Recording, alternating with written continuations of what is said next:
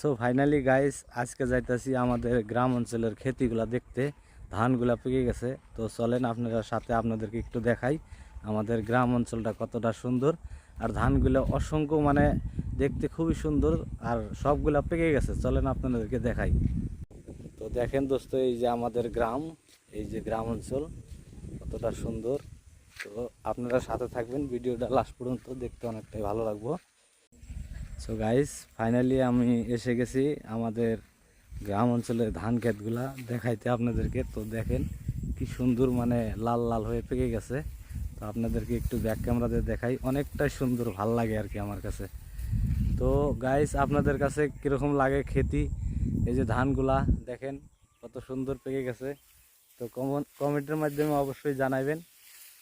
তো দেখেন নাজারাটা কতটা সুন্দর, ধানগুলো কি সুন্দরভাবে পেকে গেছে, অনেক সুন্দর দেখতে। দেখেন এই যে ধানগুলা অনেক সুন্দরভাবে পেকে গেছে। এখন মানে কাটার পালা, এখন সবাই মিলে ধানগুলা কেটে বাড়িতে নিয়ে যাব।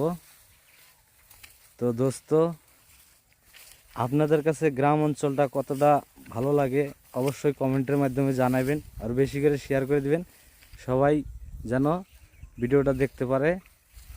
তো ভাই দেখেন এই কৃষকরা বেঁচে আছে, কিন্তু সেই জন্যে আমরাও বেঁচে আছি। কৃষকরা যদি যেদিনকে দুনিয়ার থেকে চলে যাবে, মনে করেন যে আমরাও সেইখান থেকে মানে দুনিয়ার থেকে বিদায় নিব। কতটা সুন্দর না ধানগুলা, দেখেন কি সুন্দর লাল লাল পেকে গেছে, এখন খালি কাটার পালা। তো গাইস দেখতেই পাচ্ছেন এই যে ধানগুলা পেকে গেছে, অনেক সুন্দর, ভালো লাগে আমাদের গ্রাম অঞ্চল।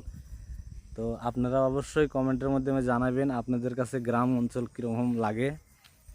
তো গাইস দেখেন কি সুন্দর দৃশ্য, গ্রাম অঞ্চলের ভিউটা দেখেন কতটা সুন্দর। ও অমায়িক লাগে না গাইস? তো আপনাদের কাছে কীরকম লাগে অবশ্যই কমেন্টের মাধ্যমে জানাবেন কিন্তু গাইস। তো চলেন ব্লগটা এই পর্যন্তই, দেখা হবে আবার কোনো নতুন ব্লগে। Bye bye.